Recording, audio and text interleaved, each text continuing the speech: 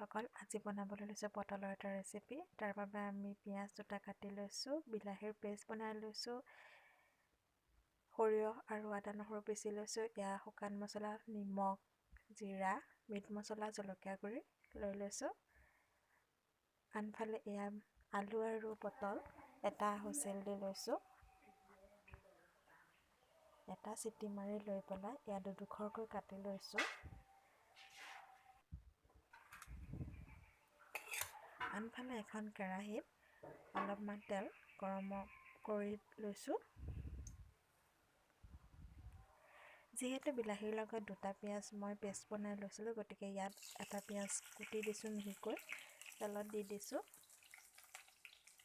তাৰ পাছত আমি ইয়াত এড কৰিম পিচি লোৱা সৰিয়হ আৰু কেঁচা জলকীয়া আৰু নহৰু আদাৰ পেষ্টখিনি।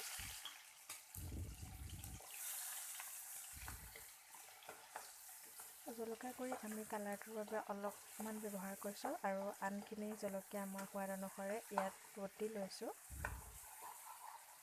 জলকীয়াটো আপোনালোকে নিজৰ পচন্দ অনুসৰি ব্যৱহাৰ কৰিব। মছলাখিনি ভাজি লৈ ইয়াৰ পৰা তেলখিনি নিগৰিবলৈ দিম।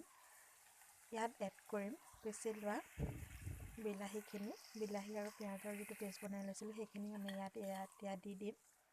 এনেকৈ দিলে গ্ৰেভিটো ধুনীয়া হয়। আপুনি পটলৰ এনেদৰে ব্যঞ্জনখিনি ভাতৰ লগত বা ৰুটিৰ লগতো পৰিৱেশন কৰিব পাৰে।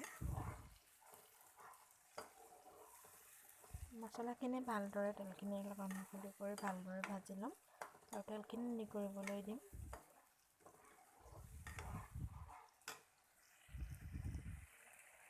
তাৰপাছত আমি যিখিনি শুকান মছলা দেখুৱাইছিলোঁ সেইখিনি অলপমান পানী গুটি লৈ পেলাই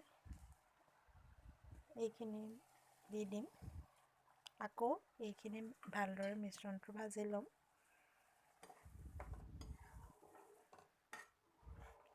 এনেদৰে বিলাহী আৰু পিঁয়াজৰ পেষ্ট বনাই ল'লে গ্ৰেভিটো ধুনীয়া হৈ পৰে।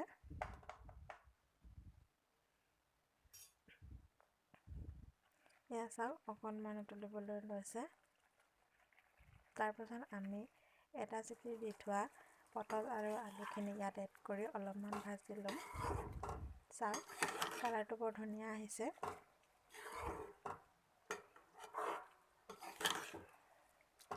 এনেদৰে ভাজি লৈ নিজৰ পচন্দ অনুসৰি ইয়াত অলপমান পানী এড কৰিব। যিমানটো পৰিমাণৰ জোল আপোনালোকে খায় সিমানটো পৰিমাণৰ ব্যৱহাৰ কৰিব। তাৰপাছত এইখিনি অলপমান ঢাকোন দি সিজাই লৈ পেলাই আপোনালোকৰ ব্যঞ্জনখন ৰেডি হৈ যাব। খুব কম সময়তে আপোনালোকে এনেদৰে তৈয়াৰ কৰি ল'ব পাৰে পটলৰ এখন ধুনীয়া কাৰী। চাওকচোন কি ধুনীয়া হৈছে। এনেদৰে বনাই খাবচোন আৰু ভিডিঅ'টো ভাল পালে লাইক কৰিব, কমেণ্ট কৰিব আৰু প্লিজ চেনেলটি ছাবস্ক্ৰাইব কৰি দিব।